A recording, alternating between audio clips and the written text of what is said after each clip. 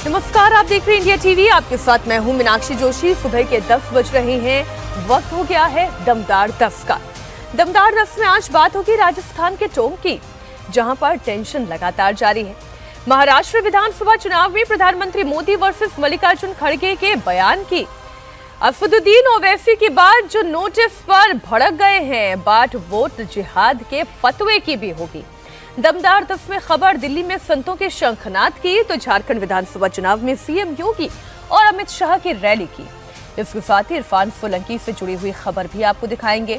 इधर प्रयागराज में छात्रों का नॉन स्टॉप प्रोटेस्ट भी जारी है। दिल्ली के दम घोटो हवा की भी खबर होगी। तो T20 मुकाबले में कैसे भारत ने दक्षिण अफ्रीका को रौंदा, खबर दिखाऊंगी। लेकिन सबसे पहले खबर टोंक से आ रही है। राजस्थान के टोंक जिले में इस वक्त भारी टेंशन है। कल बाई पोलिंग बूथ के बाहर थप्पड़ कांड के बाद जमकर बवाल हुआ। ड्यूटी पर तैनात एसडीएम को निर्दलीय कैंडिडेट ने थप्पड़ जड़ दिया, जिसके बाद आरोपी नरेश मीणा की गिरफ्तारी को लेकर जमकर बवाल हुआ। देवली उनियारा के समरवता गांव में रात भर हंगामा होता रहा। पुलिस की टीम पर अटैक किया गया।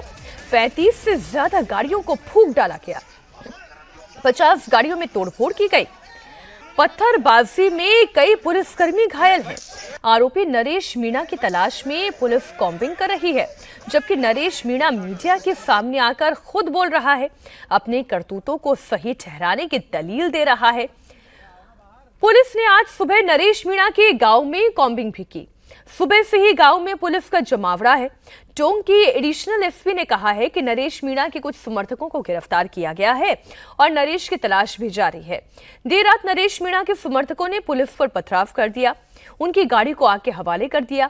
इतना ही नहीं, पुलिस जब निर्दलीय प्रत्याशी नरेश मीणा को पकड़ने गई थी, जिन्होंने उपचुनाव में हो रही वोटिंग के वक्त एसडीएम चौधरी को थप्पड़ मारा था, उसे पकड़ने के लिए गई हुई पुलिस की टीम पर भी उसके समर्थकों ने हमला कर दिया। नरेश मीणा की तलाश टोंक पुलिस एसटीएफ कर रही है। लेकिन कुछ देर पहले ही नरेश मीणा मीडिया के सामने आया, जिसकी तलाश पुलिस शिद्दत के साथ कर रही है।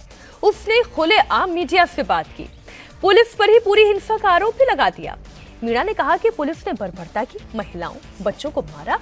मैं तो खुद गिरफ्तारी देने आया हूँ। 10-15 लोगों के लिए वहाँ गया। वहाँ जाने के बाद मैंने कहा मैं खाना, तो मेरे को एसपी ने पकड़ा, हाथ पकड़ के एसपी ने कहा कि आ जाओ एटीएम से बात करेंगे। मैं कलेक्टर के नीचे बात नहीं करूंगा। उसके बाद एसपी ने मुझे चपटा मारा। 5-10 पुलिस वालों ने मेरे को जीप में डाल दिया था। जीप में डालने के बाद मेरे साथियों ने लट देना चालू कर दिया। मुझे छुड़ा लिया था। छुड़ाने के बाद मैं इसी मंच पे आ गया था। यहाँ मेरी माता बहनों ने इधर से फोर्स आई, जो एसटीएफ है वो आई, उधर से लाठीचार्ज करती हुई आई। हमारे लोगों ने उनको खूब जम के मारा, उनको पैक करते भाग गए थे। सब सारे पुलिस वाले स्कूल में दुब गए थे, सब इधर भाग गए थे। फिर उन्होंने आंसू गैस छोड़े, फिर उन्होंने मिर्ची बम फेंके। जब मिर्ची बम फेंके तो मैं यहाँ मिर्ची बम पड़ा, मैं बेहोश हो गया था। मुझे यहाँ से उठा के बाहर मेरे साथी 5 किलोमीटर तक खेतों में उठा के लेके गए। मैं 5 किलोमीटर जाके एक मकान में मुझे सुलाया गया। मुझे जब शाम को होश आया, जब यहाँ आग जनी हो रही थी, यहाँ औरतों को घरों में देखो कांच वार तोड़ रखे, औरतों घरों में मारा। आइए अब आपको वो वीडियो दिखाती हूं जहां से पूरा बवाल शुरू हुआ। पोलिंग बूथ के बाहर तैनात एसडीएम को नरेश मीणा ने थप्पड़ जड़ दिया। पोलिंग को लेकर विवाद के बाद नरेश मीणा ने आपा खो दिया। ये देखिए तस्वीर।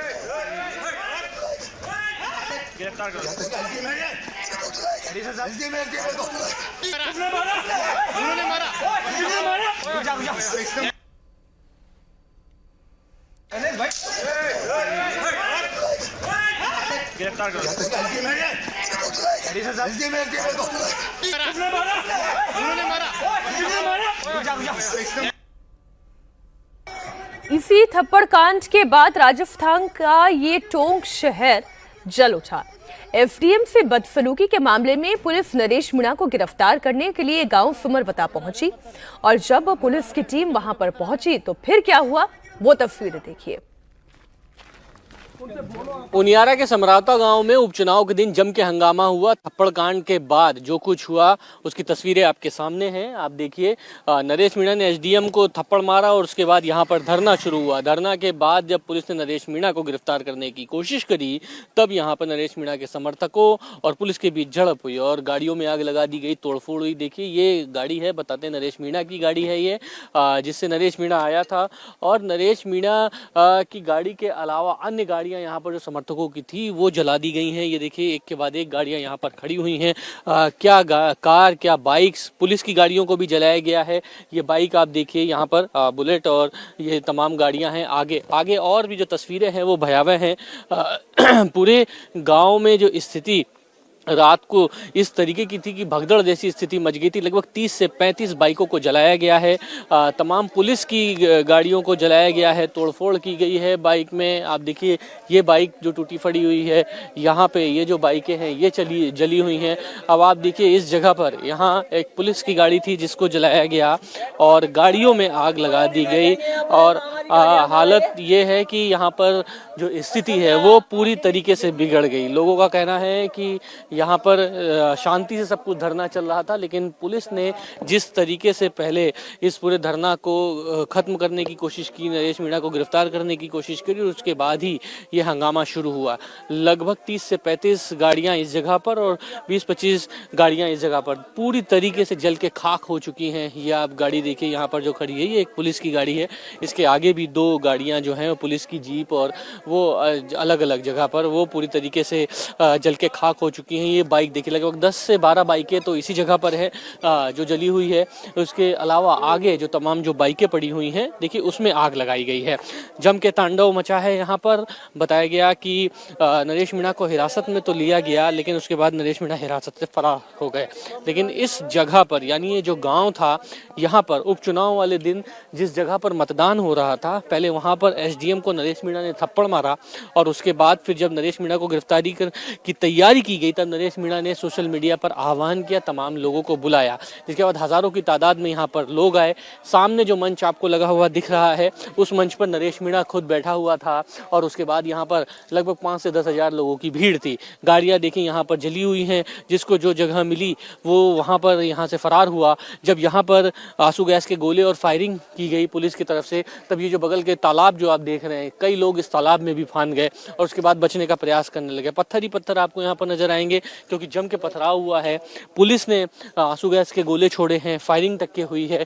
ये घर आप देख रहे हैं, यहाँ पर खड़ी जो गाड़ी है उसको पूरी तरीके से क्षतिग्रस्त कर दिया गया है, तोड़ दिया गया है। दरवाजे, शीशे, सब कुछ तोड़ फोड़ यहाँ पर किया गया है। इसी जगह पर नरेश मीणा का ये मंच लगा था, एक पंगत लगा था, यहाँ पर खाना यहाँ पर दिया जाना था। उसके बाद लोगों का कहना है कि जब शांति से सब कुछ हो रहा था और उसके बाद यहाँ पर अचानक से जब नरेश मीणा को गिरफ्तार करने की कोशिश की गई, तब यहाँ पर जो उसके जो समर्थक थे उन्होंने जम के बवाल काटा। बवाल इस कदर बढ़ा कि गाड़ियों में आग लगा दी गई। ये गाड़ी थी जिसमें खाना लाया गया था और ये जो जगह है मेरे पीछे ठीक, ये पूरी तरीके से छावनी में तब्दील कर दिया गया था इस पूरे इलाके को।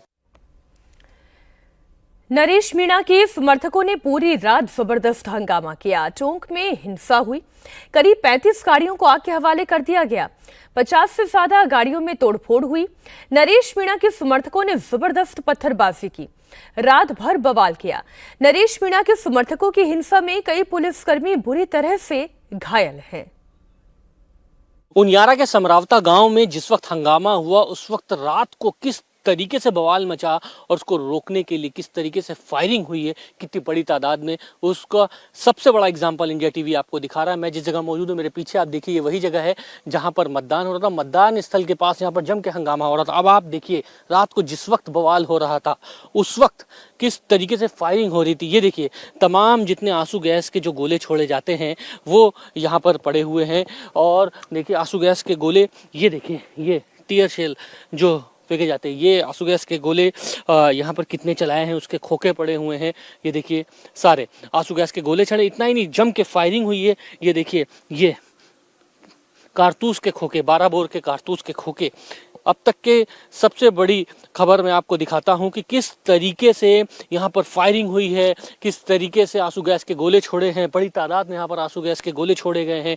ये खोखे यहाँ पर सब पड़े हैं, जिसका गवाही दे रही है कि जम के फायरिंग हुई है। तो ये कारतूस के खोखे इस बात का प्रमाण है कि रात को फायरिंग हुई है, हवाई फायरिंग की गई है, उसके बाद आंसू गैस के गोले छोड़े गए हैं। यहाँ पर जम के तांडव मचा हुआ है, जम के बवाल हुआ है। पुलिस ने भी जम के फायरिंग करी है, जिसमें बताया जा रहा है कि कुछ लोग घायल भी हुए हैं, पुलिस के भी कुछ लोग घायल हुए हैं, पथराव हुआ है, खून यानी ब्लड स्टेन्स यहाँ पर देखने को मिलेंगे। सारा सब कुछ जो घटनाक्रम है ये मतदान स्थल से लेके यहाँ पर जहाँ पर नरेश मीणा का मंच लगा हुआ था वहाँ पर। बड़ी बात यह है कि जिसको जहाँ जो मिला भगदड़ यानी 3 तरफ से इस जगह से घेर के रखा गया था और यहीं से फायरिंग की जा रही थी। इसीलिए ये देखिए सारे यहाँ पर जो आंसू गैस के गोलों के जो खोखे हैं वो यहाँ पर मौजूद हैं, ये कारतूस के खोखे वो यहाँ पर मौजूद पड़े हुए हैं और जम के बवाल मचा हुआ है। अंदाज़ा लगाइए, ये कारतूस के खोखे आप देखिए 12 बोर के कारतूस के खोखे यहाँ पर पड़े हैं। रात को पुलिस ने फायरिंग करी है उसके ये खोखे हैं। अब देखिए 12 बोर के ये खोखे दिखाई देंगे। अमूमन ये 12 बोर के जो खोखे होते हैं वो राइफल के होते हैं, जो कि पुलिस कर्मियों के पास होते हैं, ये चलाते हैं। यानी हवाई फायरिंग जम के हुई है। ये इस मैदान में यानी मतदान स्थल के पास खेतों में पड़े हैं। जब लोग भाग रहे थे तब फायरिंग की गई है, हवाई फायरिंग की गई है। अब आप अंदाजा लगाइए किस तरीके का मंजर रहा होगा। टोंक की सुमरवता गांव में निर्दलीय कैंडिडेट के गदर से बवंडर मचा है। आरोपी नरेश मीणा की गिरफ्तारी में पुलिस दबिश दे रही है। थप्पड़ कांड के ठीक बाद नरेश मीणा मीडिया के सामने आया और अपनी करतूतों पर माफी मांगने के बजाय थप्पड़ जड़ने की बात करने लगा। मेरे को पता लगा है कि उसको जाति विशेष से जोड़ा जा रहा है। मैं आपसे एक विशेष बात कहना चाहता हूं, किसी कर्मचारी अधिकारी की कोई जाति नहीं होती, किसी भी कर्मचारी अधिकारी कोई कास्ट नहीं होती। अगर वो एसडीएम होता, उसके सीस पे नहीं लिखा होता कि वो जाट है या वो कोई फलानी जाति का है, वो अगर मीणा होता तो भी पिटता।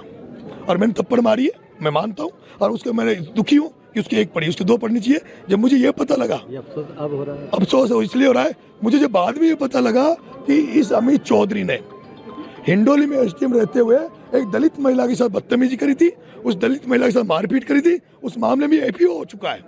और ये इतनी एकड़ी में ये गुंडा मानता है अपने आप को, वही गुंडागर्दी यहाँ कर रहा था, जबरदस्ती वोट दिला रहा था। मैं उन जाट भाइयों से कहना चाहता हूँ जो इसको जाति का मानते हैं, अगर ऐसा मानते रहे तो कल से इस देवली उनेरा में एक नारा दिया है मैंने कि अगर कोई अधिकारी कर्मचारी भ्रष्टाचार करेगा, कोई किसानों से आमजन से अगर रिश्वत खाएगा तो उसको नरेश मीणा काला मुंह करके गधे पे बिठाएगा, वो किसी भी जाति का होगा। अब अधिकारी कर्मचारी तो जाति सबकी है, लेकिन मेरा ये मानना कि इसका मतलब कोई बामण से हो गई तो बामण नाराज, बनिया से हो गई बनिया नाराज, गुजर से हो गई गुजर नाराज। मुझे क्या पता, यहाँ तो एसडीएम शत्रुघ्न गुजर लगा हुआ था, अगर वो होता तो उसके भी पढ़ती, मीणा होता तो मीणा की पढ़ती, कोई राजपूत होता राजपूत की पढ़ती हो तो पढ़नी थी, और वो कम पढ़ी इसके। तो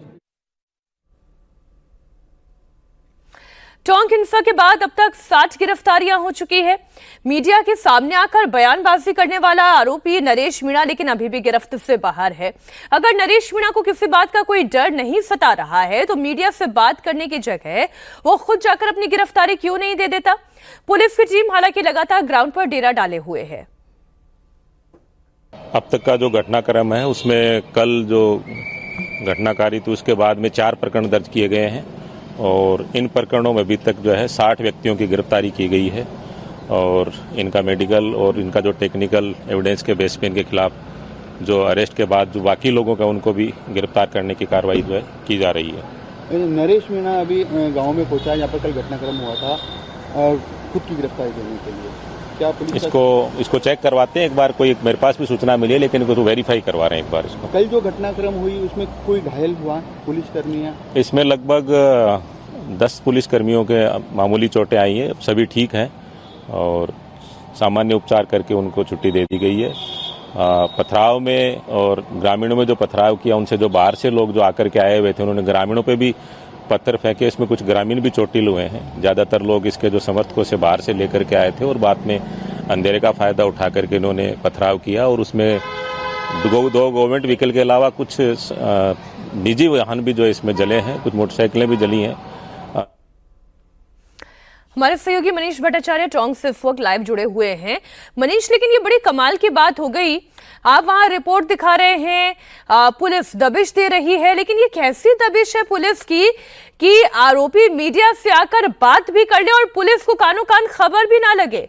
अभी तक गिरफ्तारी क्यों नहीं कर पाई पुलिस? देखिए मीनाक्षी, पुलिस जो है मीडिया के सवालों से अब भाग रही है, क्योंकि यहाँ पे जो ग्राउंड जीरो पे जो मैं समझ रहा हूँ, चीज़ों को देख रहा हूँ, पुलिस का जो फेल्योर है सिस्टम का, प्रशासन का, वो पूरी तरीके से नजर आ रहा है। गलती कई हद तक के पुलिस की भी नजर आ रही है। तमाम ऐसे सवाल हैं जिनका जवाब पुलिस के पास नहीं है। यहाँ पे लोगों का कहना है कि अगर प्रशासन सही समय पे सही फैसला ले लेती तो इस तरीके का घटनाक्रम नहीं होता, जबकि सिर्फ मांग इतनी थी कि एसडीएम या डीएम या एसपी को यहाँ पर बुला लेते, ज्ञापन ले लिया जाता, उस वक्त बात खत्म हो जाती। थप्पड़ मारा वो गलत है, उसके लिए पुलिस को तुरंत कार्रवाई करनी चाहिए थी। राहत कार्य में बाधा और कि सरकारी अधिकारी को ऑन ड्यूटी थप्पड़ मारा है, तुरंत गिरफ्तारी हो जाती। शाम तक के डिले क्यों किया पुलिस ने? दूसरी बात यह कि जिस वक्त शाम को नरेश मीणा अपने लोगों को यहां पर बुला के बैठे हुए थे और खाना लगा हुआ था, यहां पर खाना खाने का समय था, और उस वक्त पुलिस से जब इजाजत मांगने जानी गई तब पुलिस ने अचानक से लाइट बंद करके तमाम लोगों को गिरफ्तार क्यों किया, लाठी क्यों चलाई, तब इतने ड्रामेबाजी क्यों हुई, तब उसके बाद फायरिंग क्यों हुई। और बड़ी बात सबसे यह है कि जिस गांव में मौजूद हूं, जिस गांव में नरेश मीणा के साथ लोग थे, वो कहीं बाहर से नहीं आए थे, वो यहीं के लोग थे। लोग ये कह रहे हैं कि अगर हम यहीं के हैं, नरेश मीणा के साथ हम यहां मौजूद हैं, तो हम अपनी गाड़ी क्यों चलाएंगे, हम अपना घर क्यों तोड़ेंगे, हम अपने लोगों को क्यों पीटेंगे। तो पुलिस की कहीं ना कहीं एक बहुत बड़ा फेल्योर नजर आया, वो भी तब जब उपचुनाव हो रहे हैं। पहले तो पुलिस एसडीएम को बचा नहीं पाई, थप्पड़ कांड हो गया, और उसके बाद जब मामले को संभालना था तो वहां पर भी नहीं संभाल पाई। फेल्योर तो बिल्कुल तय है, वो दिखाई दे रहा है। बहुत शुक्रिया आपका मनीष जानकारी के लिए। यूपी लोक सेवा आयोग के खिलाफ प्रयागराज में चल रहे छात्रों के प्रोटेस्ट की अब बात करेंगे, जो लगातार चौथे दिन भी जारी है। वन शिफ्ट वन एग्जाम की मांग को लेकर अड़े छात्रों को पुलिस अभी तक समझाने में जुटी है। बातचीत में कोई कामयाबी नहीं मिलने के बाद पुलिस धीरे धीरे अपना रुख सख्त कर रही है। पुलिस ने आज सुबह यूपी पीएससी दफ्तर के सामने से कुछ छात्रों को हिरासत में लिया। पुलिस का कहना है कि धरना स्थल पर छात्रों के बीच मौजूद अराजक तत्वों के खिलाफ कार्रवाई की गई। कल पुलिस ने 12 छात्रों के खिलाफ होर्डिंग तोड़ने के आरोप में केस दर्ज किया। इसके बाद 2 छात्रों की गिरफ्तारी की गई। कल प्रशासन ने छात्रों के साथ बातचीत कर उन्हें समझाने की कोशिश की। देर रात DM police commissioner divisional commissioner ने छात्रों से बातचीत की, लेकिन इसका कोई नतीजा नहीं निकला। छात्र एक दिन एक शिफ्ट में एग्जाम कराने की मांग पर अड़े हैं, प्रोटेस्ट कर रहे हैं। स्टूडेंट्स ने कल रात कैंडल मार्च भी निकाला। आज अखिलेश यादव फूलपुर दौरे पर आने वाले हैं। खबर यह है कि वो प्रदर्शनकारी छात्रों से मिल सकते हैं, लेकिन इसकी अभी तक पुष्टि नहीं हुई है। नवंबर 2024 को लोक सेवा आयोग के समक्ष कुछ छात्रों द्वारा जो है धरना प्रदर्शन शांतिपूर्वक किया जा रहा है। उन्हीं छात्रों के बीच में कुछ आपराधिक किस्म के अराजक तत्व जो हैं वो घुस के बैठ गए थे और उनके द्वारा छात्रों को ज़बरदस्ती रोका जा रहा था शासन प्रशासन से वार्ता करने के लिए, और साथ ही साथ उन्हें बरगलाने का काम किया जा रहा था। उन आपराधिक अराजक तत्वों को चिन्हित कर उनके विरुद्ध में जो है वैधानिक कार्रवाई की जा रही है, उनको हिरासत में लिया गया है। और आगे भी ऐसे आपराधिक तत्व जो बीच में छात्रों को इस तरीके से मिसगाइड करेंगे, उनके विरुद्ध में हम लोग वैधानिक कार्रवाई करेंगे। छात्रों का कहना है कि पुलिस ने जबरदस्ती हम लोग को घसीट कर ले गया महिलाओं के साथ क्या? ऐसा बिल्कुल नहीं है। एक ये और भ्रामक तथ्य फैलाया जा रहा है कि महिला छात्रा किसी को डिटेन किया गया है, ये बिल्कुल भ्रामक है। छात्रों का प्रयागराज में यह प्रोटेस्ट 11 नवंबर से लगातार चल रहा है। सैकड़ों की संख्या में प्रोटेस्ट कर रहे छात्र यूपीपीसीएस और एआरओ एग्जाम एक दिन एक शिफ्ट में कराने की मांग कर रही हैं, जबकि उत्तर प्रदेश लोक सेवा आयोग दोनों एग्जाम को 2 दिन में 2 शिफ्ट में कराने का ऐलान कर चुका है। दोनों एग्जाम की तारीख भी घोषित की जा चुकी है। उसके बाद ये बवाल हो रहा है। प्रशासन छात्रों की मांग मानने को तैयार नहीं है, जबकि छात्र 1-to-1 शिफ्ट की मांग पर अड़े हैं। हम लोगों की सिर्फ एक मांग है, 1 शिफ्ट 1 एग्जाम, नो नॉर्मलाइजेशन। पिछले 3 दिन से हम यहाँ पे भूखे प्यासे यहाँ पे बैठे हुए हैं, लेकिन आयोग के अध्यक्ष, हमारे अध्यक्ष जी अंदर कमरे में एसी में बैठे हुए हैं। उनके लिए रेस्टोरेंट से खाना आ रहा है और हमारे अभ्यर्थी, हम लोग रात में यहाँ बिस्किट खाकर सोते हैं। फार्मूला है नॉर्मलाइजेशन। इसमें क्या है कि सबको मलाई नहीं मिलेगी, इसका सीधा सीधा सा मतलब ये होता है। और इसके लिए हम लोग 3 दिन से आंदोलन कर रहे हैं, लेकिन अभी तक आयोग के किसी भी अधिकारी कोई बाहर नहीं निकल के आया है और आयोग का जो अध्यक्ष है बिल्कुल भी निष्प्रभावी व्यक्ति है और हम लोग की बात नहीं सुनी जा रही है। इसीलिए हम लोग इसके परिप्रेक्ष्य में अपना कैंडल मार्च निकाल रहे हैं और शांतिपूर्ण अपना प्रदर्शन